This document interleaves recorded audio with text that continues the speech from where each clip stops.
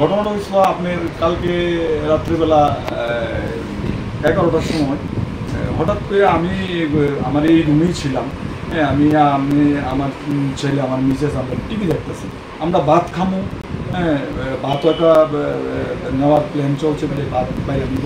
তো এই মিনিটে যখন আমি একটা শব্দ পাইলাম।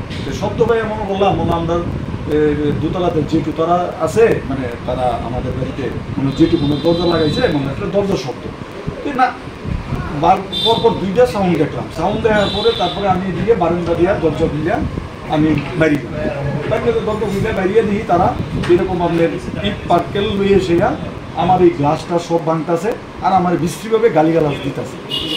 গালিগালাজ দিতেছে। তারপরে আমি তারা বললাম, আপনার কি অপরাধ, আমি কি করলাম, তোমরা এইভাবে বিশ্রীভাবে গালিগালাজ দিতেছে বা ইয়ে করতেছে? হ্যাঁ, না তোরে মাইগেলাম, হ্যাঁ, এই করলাম সেই করলাম, মানে যতটুকু তারা করতে পারে। হ্যাঁ, এতটুকু অব্দি তারা আপনার মিনিট 8 থেকে 10 মিনিট এই তাণ্ডবটা চালাইছে। এটা চালাইছে আপনার, আমি দুইজনে চিন্তা পারছি। একজন হচ্ছে শাম দে আর একজন হচ্ছে অরূপ সরকার। এর আবার একটা ডাকনাম আছে রাজা। হ্যাঁ, তারা দুইজন লগে আরো 8-10 জন আসলো। তারা দুইজনকে আমি চিন্তা পারছি। হ্যাঁ, মানে আপনার পরিবারের উপরে হামলার কারণটা কী হতে পারে, কি মনে করতেছেন? এটা তো হইতে পারে, আমি যেহেতু একটা বিরোধী দলের একটা কর্মী, হ্যাঁ, হইতে পারে মনে ওইটার লেগেই আমার বাড়িতে এরকম তারা করছে আর কি। এর আগে এরকম না, এর আগে আর কোনোদিন হয়েছে না। আর ইভেন কি আমাদের পাড়ার একটা ঐতিহ্য ছিল দীর্ঘ, আমার যতটুকু এখন বয়স, হ্যাঁ, দীর্ঘ আমার 49 বছর চলে এখন, কিন্তু আমি দীর্ঘ এত বছরে আমাদের পাড়াতে এইরকম সিচুয়েশন আমি কোনোদিন দেখছি না। মানে এটা এত একটা মর্মান্তিক ঘটনা। হ্যাঁ, আমি চাই এটার দিকে যেন মুখ্যমন্ত্রী যেন একটু দৃষ্টি আকর্ষণ করে, আর এইরকম যাতে অদূর ভবিষ্যতে কাউর বাড়িতে যাতে এরকম না হয়। আমারও যেটা হয়েছে অদূর ভবিষ্যতে কাউর বাড়িতে এরকম না হয়। আমরা চাই সবাই সুন্দর সমাজ নিয়ে আমরা চলাফেরা করতেছি। পুলিশ আসলো? হ্যাঁ, পুলিশ আসছিল।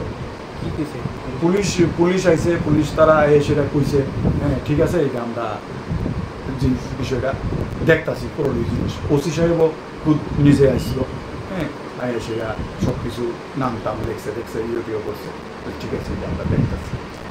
এত একটা ঘনবসতি এলাকা। হ্যাঁ, এটা তো যে কথাটা আপনি কইছেন একদম ঠিক কথা। আমার বাড়ি আর পূর্ব থানার যে দূরত্বটা, এটা কিন্তু 1 কিলোমিটারের মতো। আর এই ঘনবসতি বলতে কি আমাদের এদিকে এই আসামাগরতলা রোডের পরই আপনার এদিকে রোডটা খুব ব্যস্ত থাকে।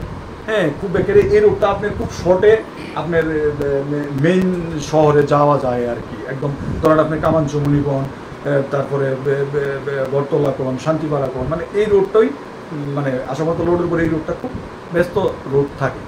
ব্যস্ত রোড থাকাকালীন তারা এত বড় মানে একটা ঘটনা করলো, এটা আমি অহনও বুঝতে পারতাছি না। হ্যাঁ, এরকম কি অপরাধ বা এরকম কি অন্যায় করে লেছি, আমি একটা বিরোধী দল করেছি, মানে এটাই আমি মানে মুখ্যমন্ত্রীর কাছে এটা আমি একটু আবেদন রাখতে চাই আর কি নাম? আমার নাম মনীষ ঘোষ। এই জায়গাটার নাম? হ্যাঁ, এই জায়গার নাম হচ্ছে আপনার পূর্ব শিবনগর। হ্যাঁ, ওই ওয়াটার সাপ্লাই রোড, মেয়ারুদি চিকলাম। যে গতকালকে রাত্রে 11টা নাগাদ সে জায়গায় ছিল, তারা টিভি দেখতে ছেলে মনীষ ঘোষ, আমাদের যুব ফেডারেশনের কর্মী এবং খুব সক্রিয়। সুতরাং তারপরে হঠাৎ করে তারা ঢিল দিছে। তারা তো ঢিল দেওয়া প্রথম তো বুঝতে পারে নাই, কাজটিও তো খুব ভারী কাজ। তারপরে তারা ছাদে উঠছে গিয়ে, ও আর তার ছেলে ছাদে উঠটা দেখছে কারা করছে। তার মধ্যে দুইজনের নিশ্চিত হয়ে চিনে ডাকও দিছে যে তোরা আমার বাড়িতে কেন এরকম করতেছ। অবশ্যই 1-2 জন সরে গেছে, আবার 2 জন দিয়া টিল দিয়া ইটই ছিল, ইট দিয়া দিছে, আর মদের বোতল ছিল আর কি। তারপরে তো সে সঙ্গে সঙ্গে পুলিশে জানাইছে, পুলিশ আইছে। তারপরে আমাদের নেতৃত্বের মধ্যে একজন কেউ পুলিশের উপরস্থলও জানাইছিল, ওসি নিজেও আইছে, নাম টাম পুলিশের কাছে সরাসরি দিচ্ছে। আজকে এফআইআরটা রেডি করতেছে। এখন লিখিতভাবে এফআইআরটা দেওয়ার জন্য ওসি হয়ে গেছে, যে আপনি যে নামগুলি আমাদের কাছে বলছেন লিখিত। তা আজকে এতদিন হয়ে যাওয়ার পরে, ভোট হয়ে গেছে অনেকদিন হয়েছে, রেজাল্টও তো অনেকদিন হয়ে গেল। শুনলাম মুখ্যমন্ত্রী আবেদন করেছে, ভোট হয়েছে সব দল যাতে একসাথে থাকে। এটা তো মুখ্যমন্ত্রীর বাড়ির কাছে এলাকা, সভাপতির যিনি উনি এখানে দাঁড়াইছেন, এই জায়গায় যদি সেরকম একটা জনবহুল রাস্তা, রাত্রে 11টা তো এখন গরমের দিনে তেমন কোনো রাতও না, ফলে সেই জায়গায় দাঁড়িয়ে যারা এই সাহস করেছে, তারা যে উদ্দেশ্যে করে থাকুক না কেন, তবে তাদের এটা আমি বলবো ব্যর্থতার পরিচয়।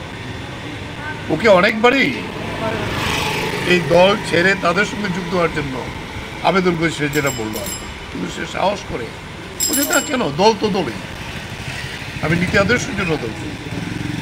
এই যে সাহসিকতা নিয়ে এসে মোকাবিলা করেছে, সে পুলিশকে বলেছে, নাম বলেছে, বলে আমরা বলবো এখন এখানকার প্রশাসন, পুলিশ, মুখ্যমন্ত্রী ব্যাপারগুলি দেখো, এইভাবেই রাজনীতি চলবে কি না সেটা তারা ঠিক করুক আগে। কিন্তু আমরা বলবো এইভাবে আক্রমণ করে অন্তত কমিউনিস্ট পার্টি মার্ক্সবাদীর কর্মীদের দুর্বল করা যাবে না। বলবেন এটা বিজেপির দুর্বলতা, এটা শক্তির লক্ষণ না তো। জনগণ থেকে যে বিচ্ছিন্ন হচ্ছে, তার থেকে ভীত সন্ত্রস্ত হয়ে বাছাই করে করে গণতান্ত্রিক আন্দোলনের যারা সংগঠক, নেতৃত্ব, এলাকা ভিত্তিক, তাদের উপর আক্রমণ সংঘটিত করছে ভয় দেখাবার জন্য। আরে সারা দেশের অবস্থা কি? এ তো হাঁটতে হাঁটতে কোনো মতো সরকারটা রক্ষা করলো। কেমন, আমি আসবার সময় দেখে আসলাম এবার 400 পার, সবাইকে নিয়েও তো 300 করতে পারছে না। এখন মানুষ প্রশ্ন করছে যে এই সরকার কতদিন থাকবে না।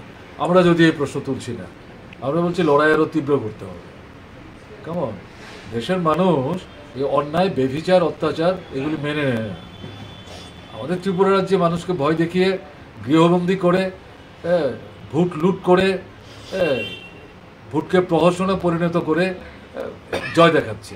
আচ্ছা, এই যে লোকসভার নির্বাচন হলো, দুটো গড়ে আমি হিসাব করছিলাম প্রায় 71% ভোট। ত্রিপুরার লোকসভা নির্বাচনে গত 25-30 বছরে কোনো দল এত ভোট পেয়েছে, আমরা তো সরকারে ছিলাম। আমি তো মানে এগুলি কিসের লক্ষণ? এগুলো শক্তি না, এগুলি দুর্বলতার লক্ষণ।